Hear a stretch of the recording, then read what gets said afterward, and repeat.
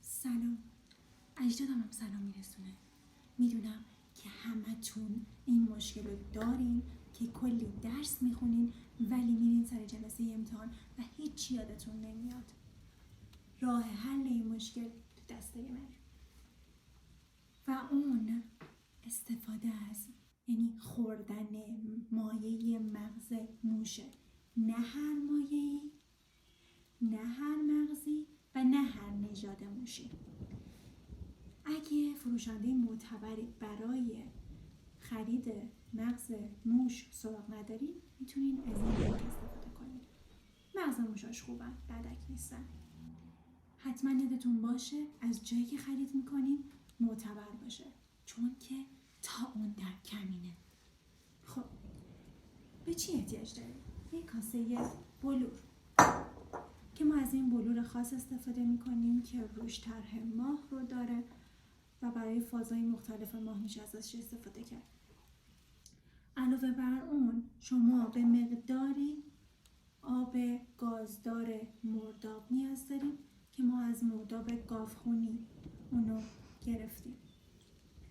به لبه ظرف میریزیم تا اگه اضافه‌ای داره جدا بشه، هرچند ما این آب رو تصفیه کردیم. یه مقدار تشمون که اینا گلولای مرداب. یه مقدار نمک نیاز داریم که نمک هر چقدر طبیعی تر باشه، هر چقدر به مرور زمان بیشتری تهیه شده باشه بهتر.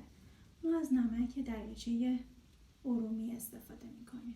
یه مقدار نمک میریزیم، یه مقدار بیشتر و یه مقدار هم برای اینکه خیلی بیشتر یادتون بمونه.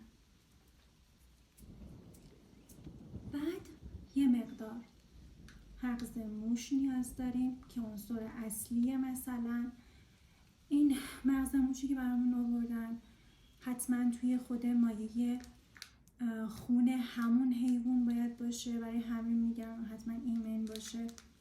اونو با یه دستتون بگیرین، حواستون باشه که لخته های خونش رفیقا ما گفته بودیم بهشون که حواسشون باشه و مغز خوبی رو بهمون بدن.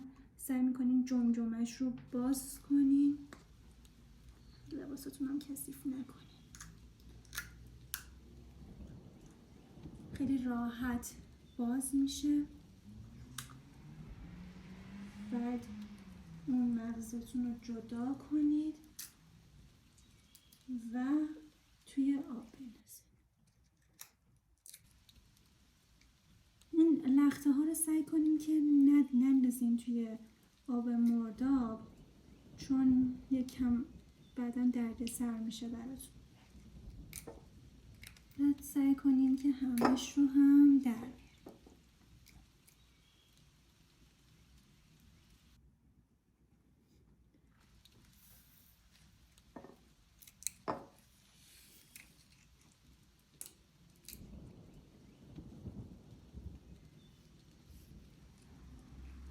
خب همش رو میندازیم، یه مقدارش هم با همین مغز با همین جمجمش میندازیم توی دستتون رو میتونین توی همین آب بشورید. بعد از مدتی وقتی که کامل این مغز رسید میتونین درش بیارید. برای این کار ظرف رو چندین بار میچرخونین و ورد خودتون رو استفاده میکنین که اینجا ورد مورد نظرمون بجالستاست که البته وردمون نیست، حالا بعدا راجع به این موضوع صحبت میکنیم. بجالست بجالست بجالست بجالست بجالست بجالست بجالست بجالست بجالست بجالست بجالست بجالست بجالست بجالست. و بعد سعی میکنیم که تیکه های مغز رو خارج کنیم. بعد یک همچین فرمی به خودش گرفته باشه. وقتی که این پوشش اطرافش رو جدا کنیم که این همون نرم شامه اطراف مغزه، میتونیم یه مغز خوشمزه داشته باشین که حسابی بهتون کمک میکنه تا امتحاناتتون رو خوب بدین.